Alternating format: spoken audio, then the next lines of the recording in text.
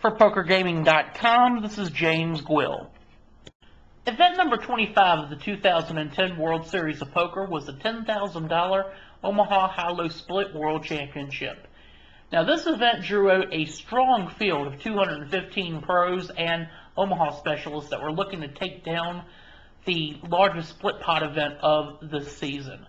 First place for this event was $488,237.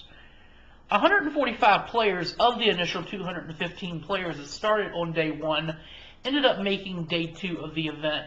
2008 champion David Benjamin was second in chips going into day two. The bubble was reached on day two of play with 27 players making the money in the event.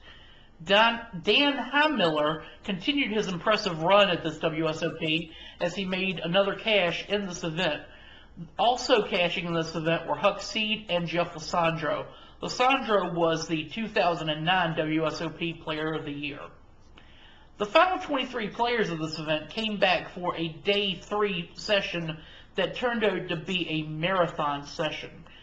Those falling short of the final table included Chino Ream in 19th place, David Baker, who finished in 15th, and Mike Sexton, the voice of the World Poker Tour, was the final table bubble boy. He finished in 10th place. Both James Dempsey and Michael Chow made the final table of this event looking for their second WSOP bracelet of this event, of this series. Now, Sam Farha was also at this final table, and he was looking to take home his third career bracelet. James Dempsey started the final table as a chip leader with a $500,000 chip lead over the closest player, who happened to be Yugi Zhu.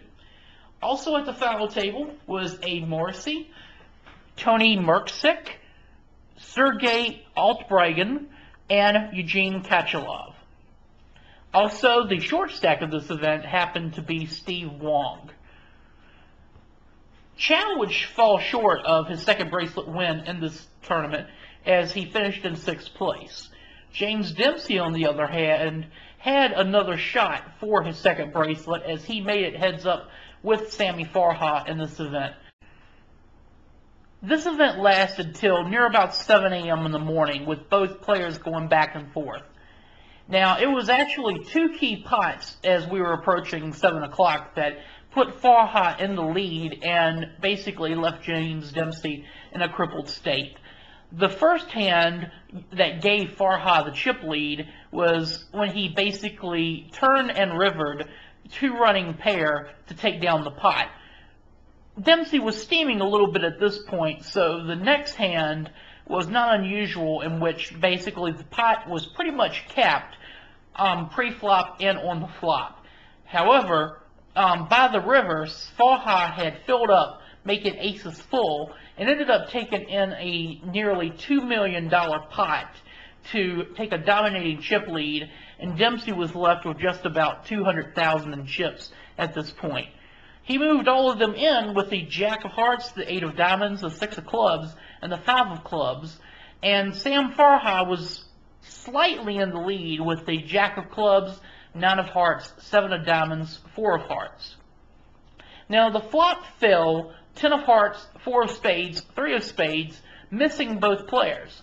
The turn and river then both fell 10s, giving both an unlikely 3 of a kind. Now, at this point, it came down to a battle of the kickers, and basically getting as thin as you could, Farha just barely beat Dempsey, holding Jack 9 against Dempsey's Jack 8. When Farha found out that he had won, he had stretched his arms in relief, realizing that he had taken home his third WSOP bracelet.